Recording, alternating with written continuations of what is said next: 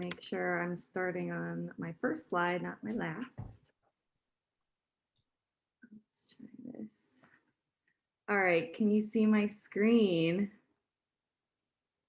Cool, okay. Yeah, thanks, Brian, for the lovely little intro. I got connected to Brooklyn Product Design through Lillian, another member. We met on Lunch Club a few months ago, and I guess we were, talking about the future of design, and I gave one of these like, I want to do this, I want to do this. I want to meet collaborators, and she's like, you should come speak to the Brooklyn Product Design meetup. And I was like, okay, not knowing much about you guys. So I was part of last month's meetup, which was super fun, the workshop. And I kind of took some cues that from my little breakout group that a lot of us were transitioning from another field into tech and product. And so I am also in that boat. So I kind of put together a little presentation about experience design and how I've kind of navigated my way throughout my career to where I am now.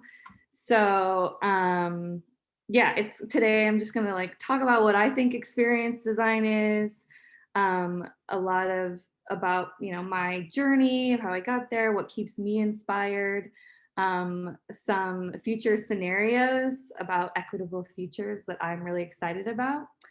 And then I hope to leave you with some tools and actionable next steps as you guys are on your expansive design careers. So with that, a little bit about me. I work on schools. I think schools are the through line of my life, from going to school as a student to going to graduate school for architecture and education because I thought I'd be an eco school principal.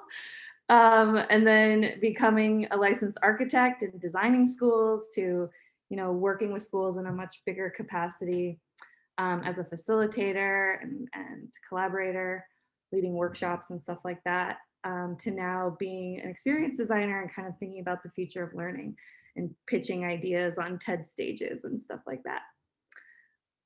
So that's a little bit about my career journey.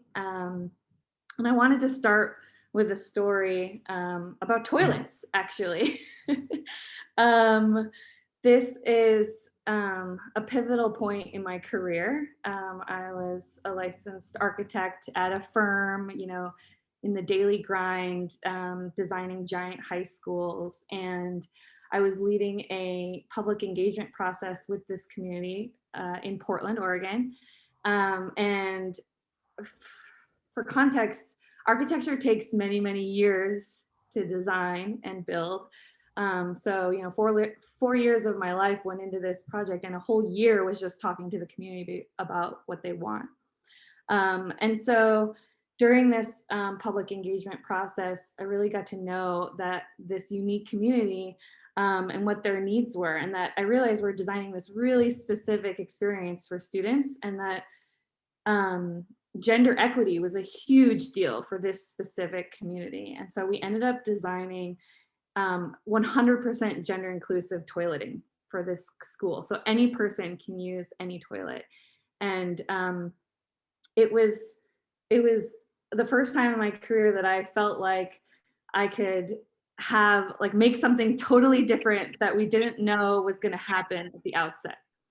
And so I kind of took that and ran with it. And I was like, I'm going to go rogue and see what else I can do for this community that has all of these unique programs that I had never come across in my 6 to 7 years of designing schools. And so I started pitching like a digital display and a school specific app and like backlit projectors and LEDs, and trying to get digital technology into the public spaces of the building. And I realized there was a whole different like industry called UX design and strategy of people who make these digital experiences. And I was like, why aren't we doing that in schools? Why can't we get student content up there and part of the architecture of the building. And so that is how I came to understand experience design. And so my background is in human factors and ergonomics in my undergraduate degree. And it's really about how like people fit into space. And I'm sure as physical product designers know, there's a lot about, tangible, so I'm getting some echo. Can we mute some people? Okay. Anyways, and then I went to architecture school because I was like, I want to design bigger and bigger products, basically, in places that people inhabit. And so I was documenting along the way how kids are using technology, how their postures are changing based on the products that they use. And in my architecture thesis, I'm thinking about like, how is information displayed? What's going to be relevant at different parts of the building and the experience? And I realized that I had been connecting digital experiences throughout everything I was doing. From the plans to the sections to like even the specific site furnishings of like, how do I combine all these different postures and support digital experiences? So I, had no idea what UX design was a few years ago. And I, of course, went to Nielsen Norman Group and I'm Googling, definition and, how do I pull apart what is interaction design?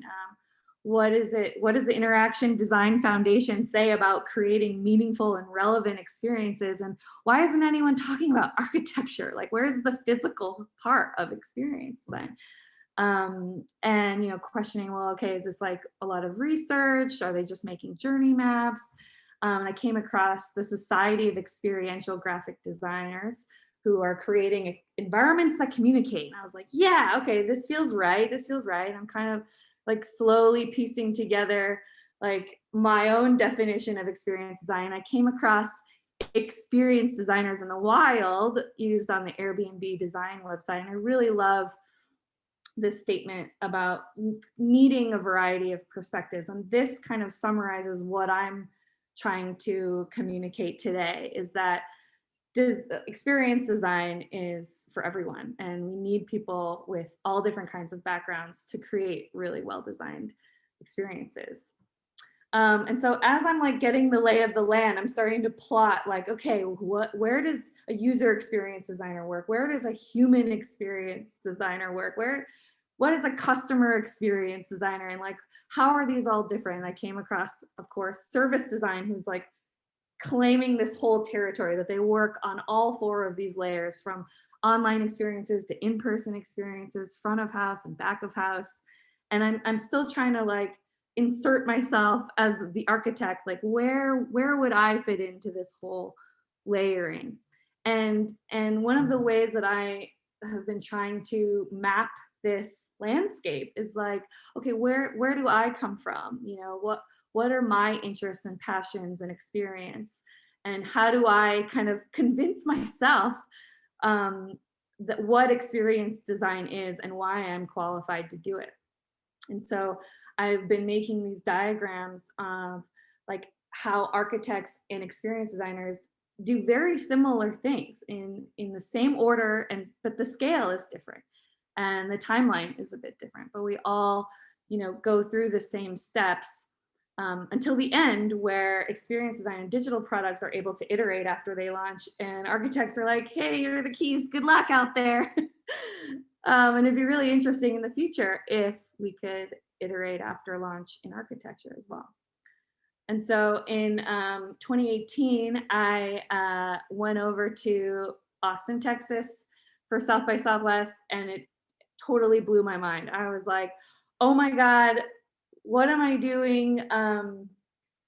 Just if I stayed in my lane as an architect, could I be effective and a futurist? And would I just end up like advocating for more screens on a wall? Like, oh my God, that would be a terrible, short-sighted future.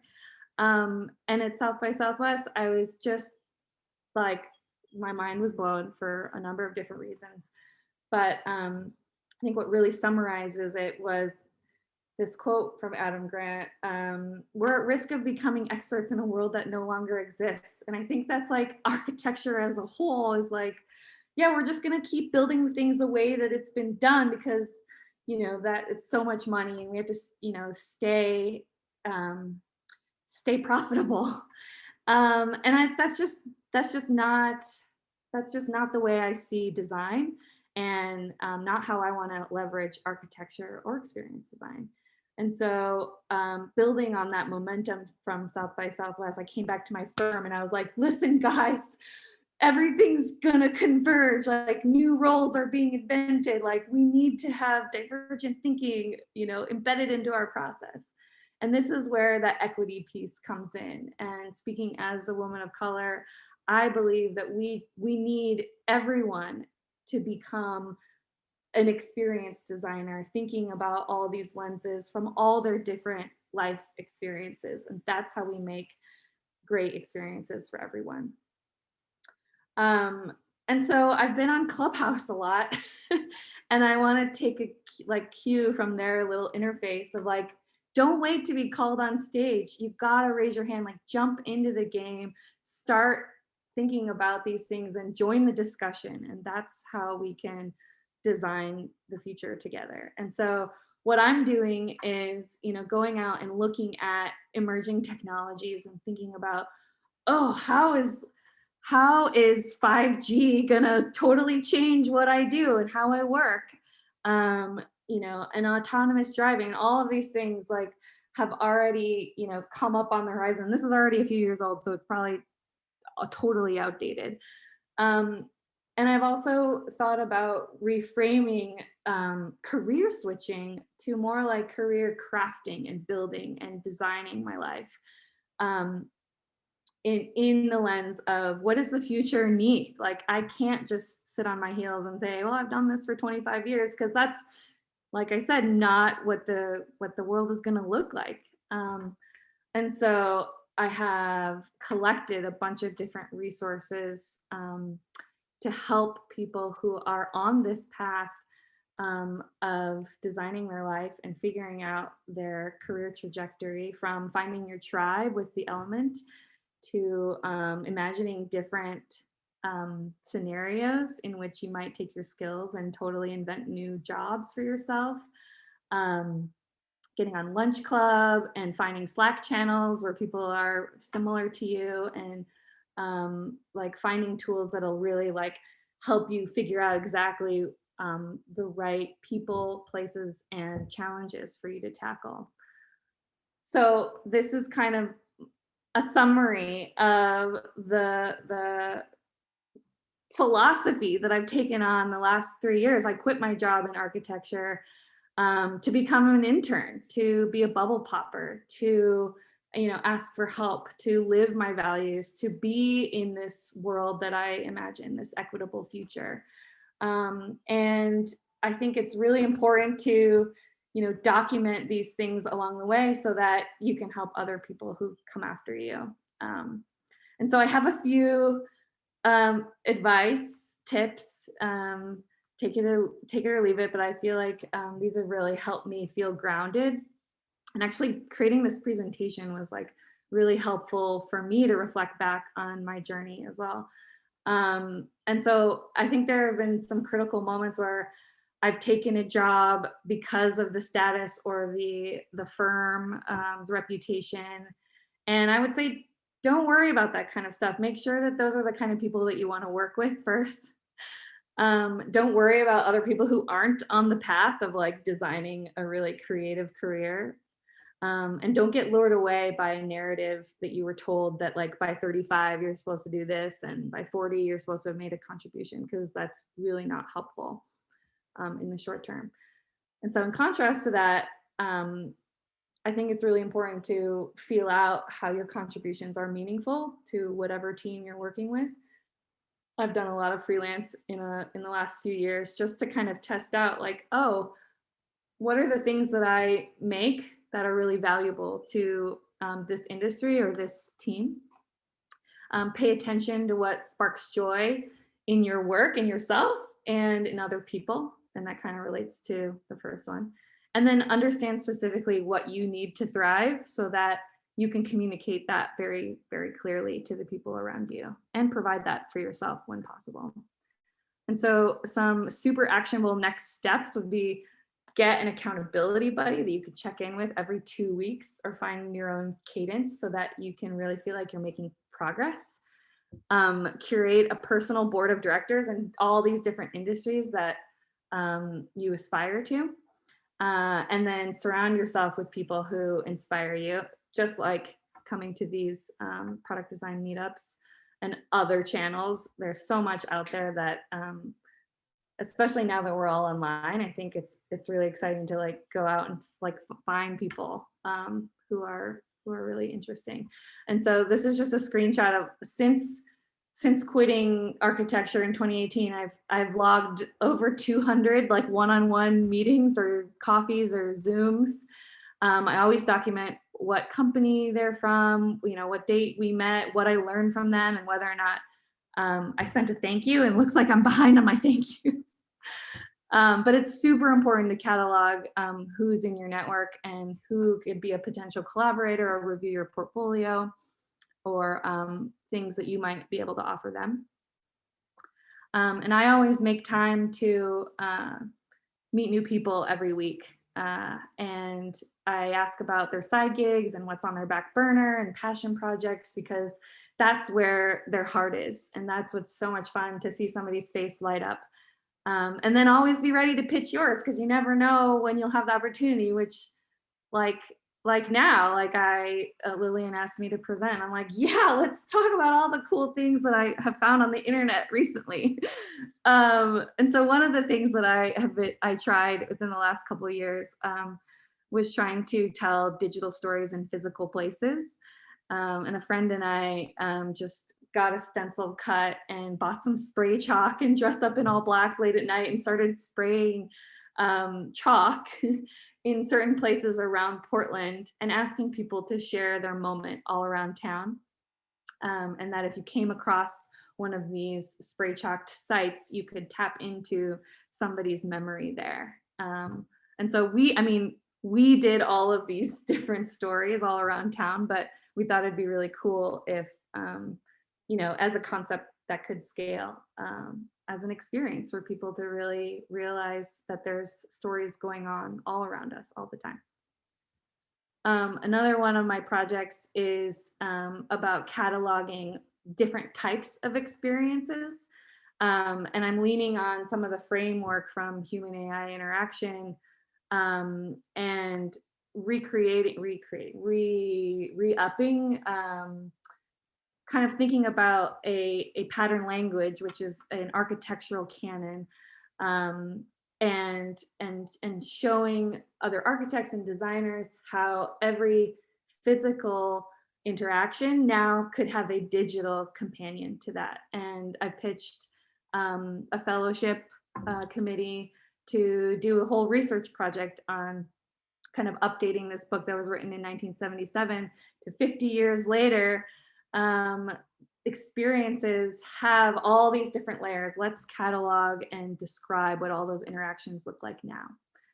I'm also super, super pumped about where transportation is going and autonomous vehicles, how people are interacting with buildings, not necessarily as like the facility manager getting to decide how much power is being utilized in the building, but more like on a very personal level about access and measuring energy use and smart loading zones and flexible streets that, you know, the places that you can park are changeable over the course of the day. And I just think that urban design is going to look so different than it does now.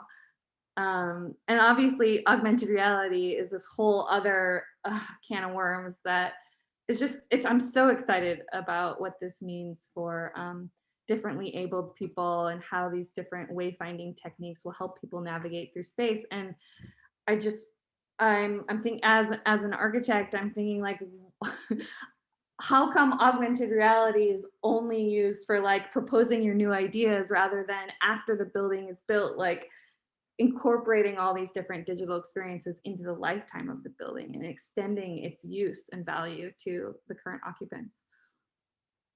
Obviously, I'm still super inspired by what's going on in education and how to make more equitable futures for young people. And climate change, I mean, I just look at this map and it's like, it's visceral for me. I live in Portland, Oregon, and the wildfires were just devastating last summer. And it's kind of like, as a designer, how can you not take on climate change as one of your passion projects for survivability of our species? I mean, these are huge problems that require interdisciplinary thinking, and these are the kind of global challenges that we need all these different perspectives working together on. And I'm super pumped. This is from an IDEO K-12 lab workshop that I was part of, and they put out these, I don't know if you can read it, but it's in green, these future scenarios for us to work on in breakout groups. You know, what happens when, you know, tribalism goes to the extreme and it tears our social fabric? And, you know, what about the graying population? And what does it look like for the elderly? And when we're old, what are the kinds of experiences we'll need or expect or want? And these future scenarios are like the best. Like, I collect future scenarios because I want to like have a prompt ready to go when I have a group of really interesting people over for dinner, and I would say, hey guys, or someday in the future after COVID, you know, we'll get together and just tackle these problems from all angles. That's the kind of equitable future that I'm looking forward to. And obviously art and nature are just an endless source of inspiration for me. And I think about all these points of light and how, you know, how experiences are so rich with information, but how do you actually tap into the visceral, like intangible, soft moments using technology, but not as like a wayfinding, like turn left here. Like those are so basic. I mean, these images kind of evoke in me this beautiful art form that is possible. And I want to collaborate with artists, man. I haven't read these yet, but like I have a endless, you know, stream of books that I'm chasing after, mostly about futurism, mutualism, mutual aid, and climate change for sure. And so during COVID, I was really doing a lot of reflecting on like, what kind of person do I want to be? Am I living in fear? Am I like stockpiling all this food because I can, you know, and I complain a lot? Or am I like getting out into my, you know, learning zone where I'm identifying my emotions and, you know, evaluating something before I share it out? And I hope that this talk and other resources that I've shared will help you feel comfortable to move into the growth zone. And so, yeah, I guess I wanted to end on designing experiences to support and sustain new relationships, which I think is going to be the focus of the rest of my year for sure. And the best way to do that, I think, is to host gatherings like this online and someday back in person. I think that being a host really helps you think through as an experience designer what everybody needs, and doing that in real time and taking care of all your different guests is really like practicing on the job, basically. And so just some final thoughts. Show up, collect all those really special moments, plan serendipity into your life, and make sure you reflect all along the way. Thanks so much. Amazing. Thanks for sharing, Emmy. Does anyone have any questions for Emmy? Comments? Shout outs?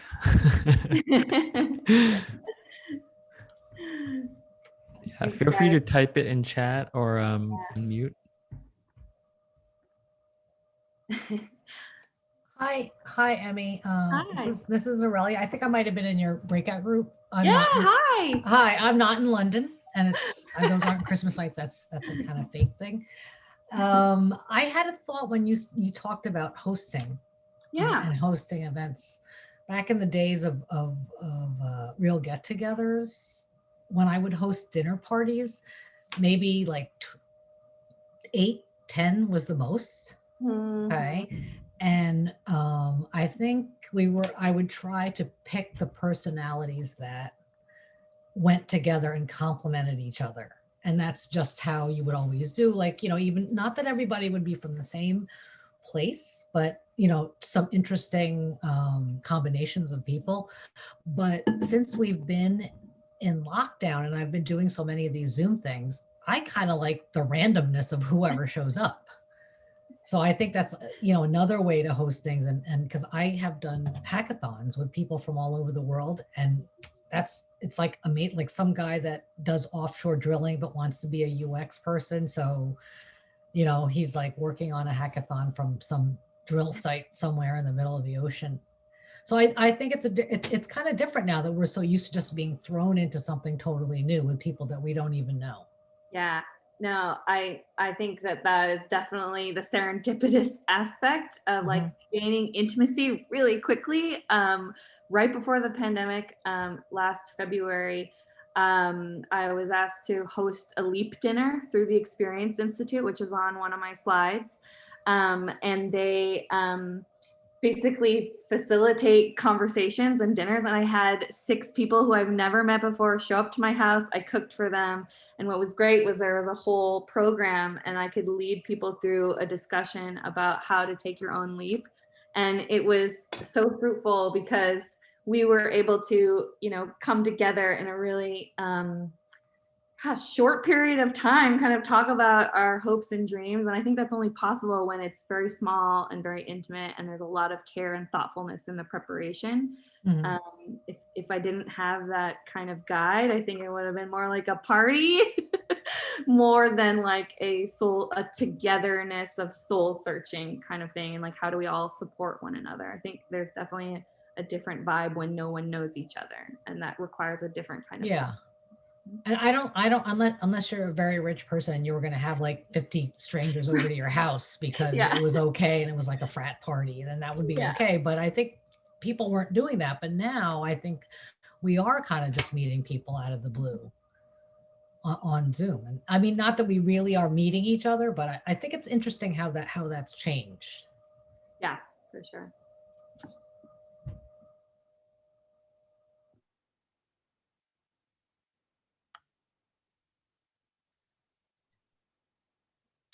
It looks like people are asking for the PDF of the presentation. I'd be happy to share that out. Brian, can I send that to you afterwards, or? Yeah, sure, absolutely. Yeah, cool. we can do an email out after. Nice. Yeah. Yeah, I mean, I loved it. It sounds like people are asking about having a future scenarios discussion. And like, I would just love to start a group of people who want to talk about future scenarios and think about the challenges and the kind of teams that we'll need to put together. I mean, I'm super passionate about working on interdisciplinary teams. And I think that it's a worthwhile endeavor to try to come at these big problems from all different angles. So yeah, I'll think on how to engage people going forward on that. Yeah. Peter asked, how did you land your first UX job? Well, okay, so the internship was in product management. The full-time job was then as a producer because I talked about the Grant High School project and getting the digital displays up there as like a big success. And I was like, I produced that. Then I got fired from that job because apparently I can't produce anything else unless it's like meaningful and impactful to the future of, the next generation. And I worked all of 2020. I actually worked in an elderly facility as a server, and I was doing my own research on like what the elderly need, and being in service really helped me stay afloat during a really, really tough time, and getting the long-term perspective of people in their 90s who are like, oh, honey, like this isn't the worst thing that's ever going to happen to you in your life. I'm like, that feels good and bad at the same time.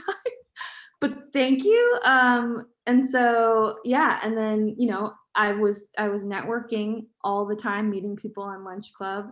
And I just landed a UX strategist job full time, which will be my first UX strategy position, through someone I used to work at in the internship that recommended me. And I've been freelancing with that company for the last 6 months. And they were like, we want to bring you on full time. And I was like, I accept. Yeah. Great. Jenny, are you gonna? Hey. I can. Yeah. Yeah, I was having some audio issues earlier. So I know Emmy in person from Portland, although she's not here right now. I love your diagrams so much, and I've seen other diagrams that you've done. I just wanted to ask you, like, I think that this is something that's very helpful, is diagramming as a way of communicating. And I just wanted to know if you've used that, during work, like for projects, and how might you incorporate it? I love that you do these like hand-drawn ones that just feel so personal and real, and then, scan that and put it in a presentation. But yeah, are there other ways that you're, digging diagrams versus, kind of writing and talking, I guess, as a way to communicate an idea? Yeah, I think that like illustrating your learning is so key to describing where you've been and how you're like contextualizing what the landscape is, especially when you're in new territory. I think that my, our architectural background is what taught us to show your work, is to like show how you got there and why I should believe this end product if you can't see how all the steps along the way. And I think that that's like a default position for me. It's like I never want to offer this like wild, crazy idea if I couldn't show why. And that's why I do research. That's why I want to talk to all these different people so I can have anecdotes to support my claim. And I think that in any, like I don't think I'm a good sketcher or drawer or whatever, but I like have figured out a way to just map that story as clearly as possible so that someone else can like follow the through line. Yeah, And I like, love that. Yeah, like looking it's looking at your thought infographics. process. Yeah, Exactly. Exactly. Awesome. Well, I love them. Thank you so much for sharing those. Cool. Thank you. It is 7:15 Eastern time, so I do want to move on, keep it going here. If you have any questions, we do have a little bit of time after Rick's talk as well. So Emmy, if you're sticking around, feel free to ask questions later on as well. So I'm going to stop the recording here as we move into Rick's talk.